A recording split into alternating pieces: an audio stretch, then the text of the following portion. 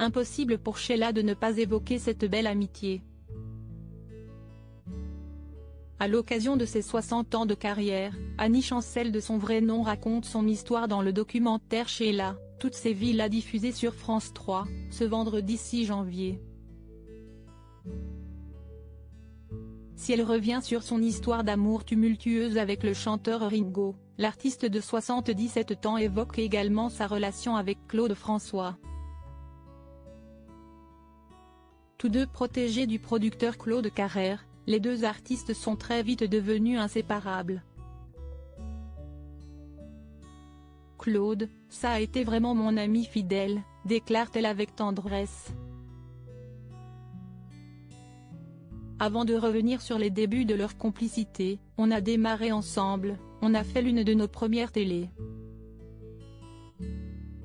Lui, il chantait Belle, belle, belle.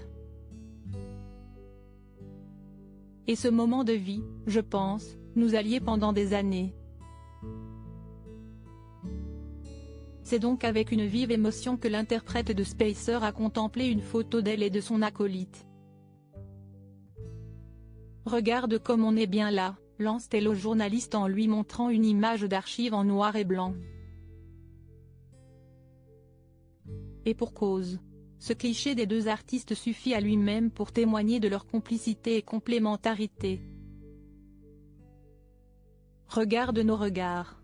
Tu sens qu'il y a la même espèce de solitude, de questions et d'interrogations parce qu'on s'est dit, qu'est-ce qui va se passer? Confie-t-elle avec une certaine nostalgie. La suite, tout le monde la connaître. Avec leurs chansons entraînantes et leur aisance sur scène, Sheila et Claude François se sont hissés au rang des plus grandes stars de la chanson française. Depuis la disparition de son ami, le 11 mars 1978, Sheila ne cesse de chérir le souvenir des moments qu'ils ont eu la chance de partager. Supérieur à Sheila, qui sont les hommes de sa vie? Sheila, Claude François opposé à son mariage avec Ringo très proche du chanteur, Sheila lui demandait alors d'être son témoin pour son mariage avec Ringo. Une proposition qui n'a pas immédiatement convaincu l'interprète du titre Alexandra, comme le confiait la chanteuse sur le plateau de 20h30 le samedi sur France 2 en 2019. Quand je me suis mariée à l'époque avec Ringo, ce n'était pas un grand fanat de cette histoire-là.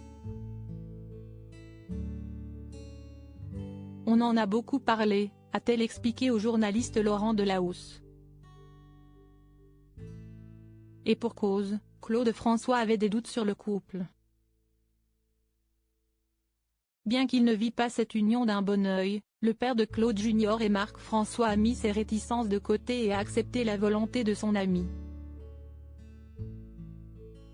Le 13 février 1973, à l'église Notre-Dame de la Garde dans le 13e arrondissement de Paris, Claude François assistait donc au mariage du mythique duo des gondoles à Venise. Entretenant une relation profondément amicale voire fraternelle avec Sheila, Claude François n'aurait pu manquer cette union. Peut-être avait-il eu l'intuition que ce mariage était voué à l'échec? La suite lui a malheureusement donné raison, après des années d'une relation tumultueuse, le couple se sépare finalement en 1979. Crédit photo, Giancarlo Gorassini. Best Image.